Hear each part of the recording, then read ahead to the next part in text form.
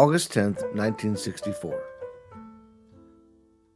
Another successful recovery. I was a little worried about this one, considering the information about the location came from a drunkard, but it was actually spot on. Samantha will be happy to hear all about it in the morning, but I need to write it down while the story is still fresh in my mind. This is a new logbook, the 5th this year, so I need to start it off like all the others. My name is Heath Borjears, and I hunt down supposedly cursed objects for clients who think they can use them to cast spells or curses. I don't believe in curses, of course, which is what makes this line of work so lucrative. Since most people do believe in them, the number of people willing to do this sort of thing is limited.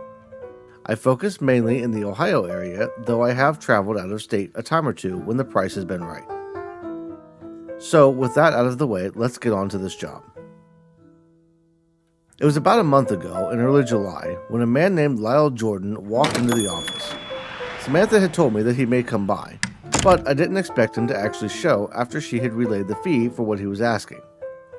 We enjoyed a rather wonderful cup of tea as he explained to me that his great-grandfather was buried with a cursed item unlike any I have ever heard of.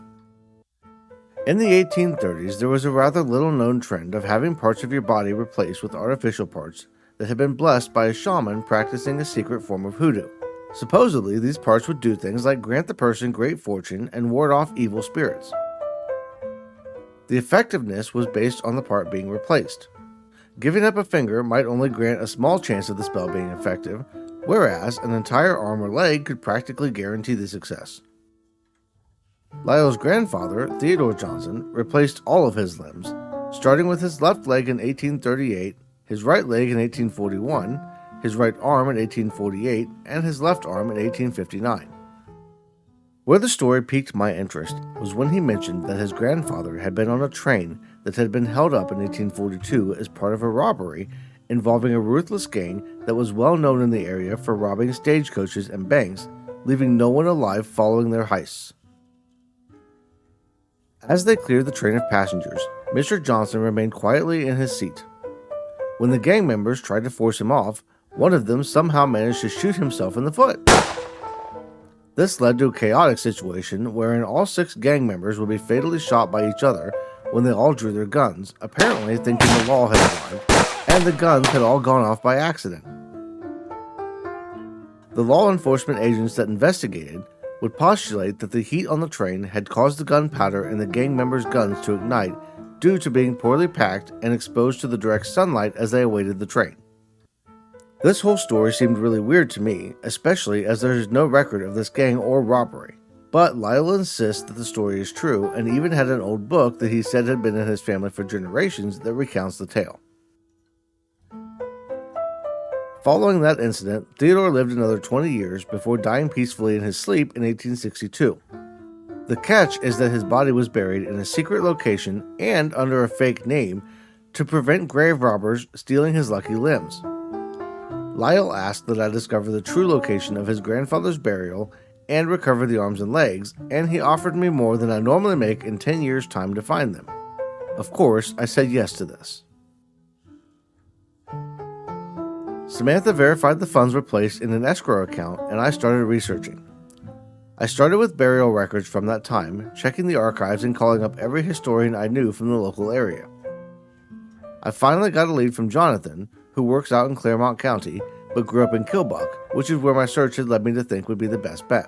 Jonathan said he knew a guy who might be able to help and instructed me to visit a local watering hole, the name of which escapes me now, on a Friday evening and ask for Chuck. Friday evening came and I went down, fully expecting to get the runaround from the small crowd that looked like they spent every waking minute there. Surprisingly, I was able to find Chuck rather quickly, and after explaining to him who I was and why I was there, he was more than happy to provide me with more information than I knew what to do with, although I had to ensure his glass remained full for the duration of the conversation. I was able to find out that Chuck's father was one of exactly 3 people who had been there when Lyle's grandfather was lowered into the ground, and Chuck had been to the grave as a boy. With this information, I was able to prepare for the excavation and make my way to the cemetery. It did take a little longer than I expected to dig up the grave, but when I opened the lid of the casket and saw the appendages lying there, it made it all worth it. After reburying the body, I made my way home to have a nightcap and silently celebrate the windfall that is about to be mine. I did get quite the scare though when I heard footsteps coming up behind me as I unlocked the door.